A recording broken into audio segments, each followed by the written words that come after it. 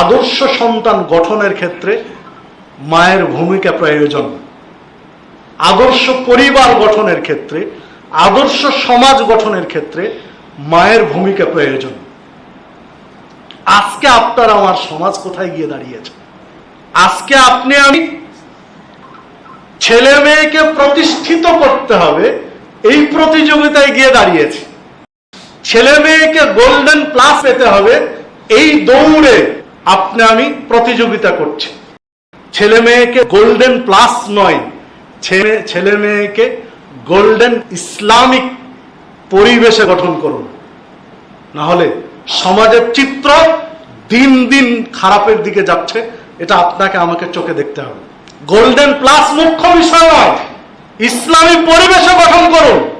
না হলে ঢাকার মিরপুরে যে মা মারা গেলেন, যদি এক একজন এক এক ভাবে ইতিহাস তুলে ধরার চেষ্টা করেছেন, তো এটা তো সত্য যে বৃদ্ধ মহিলা তার ফ্ল্যাটে কখন মারা গেছে তার উচ্চ শিক্ষিত স্টাবলিশড সন্তানরা কেউ জানতো না।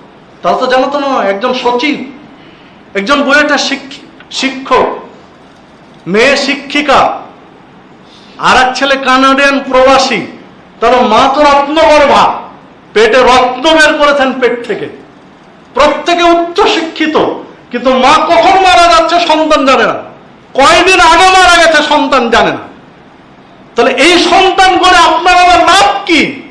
এই স্টাবলিশ প্রতিষ্ঠিত সন্তান দিয়ে কি করবেন আপনি, যে মৃত্যুর সময় আপনার পাশে ছিল?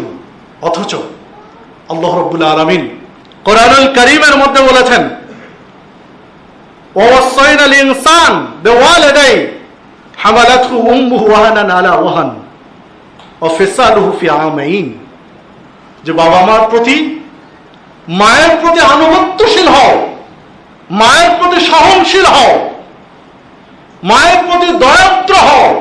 যেই মা তোমাকে কষ্টের পর কষ্ট করে পেটে ধারণ করে রেখেছিলেন।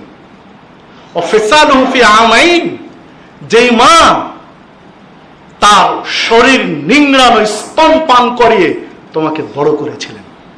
আনিশকুরুলি, বিধায় আল্লাহ বলছেন আমার শুকরিয়া করো, তারপরে তোমার বাবা মার প্রতি কৃতজ্ঞ হও।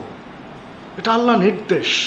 এটা সন্তান গঠনের ক্ষেত্রে মা যদি আন্তরিক না হন, তাহলে সন্তান বড় হতে পারবে না, সন্তান তার পুষ্টি পাবে না, অপুষ্টিতে ভুগতে হবে। অথচ যেই মা এত কষ্ট করে লালন পালন করেন, সেই মায়ের প্রতি আপনার আমার অবজ্ঞা, এই সমাজের অবজ্ঞা, তাহলে সন্তান গঠনে আপনার আমার ভুল হচ্ছে। ভাবতে হবে আপনাকে আমাকে।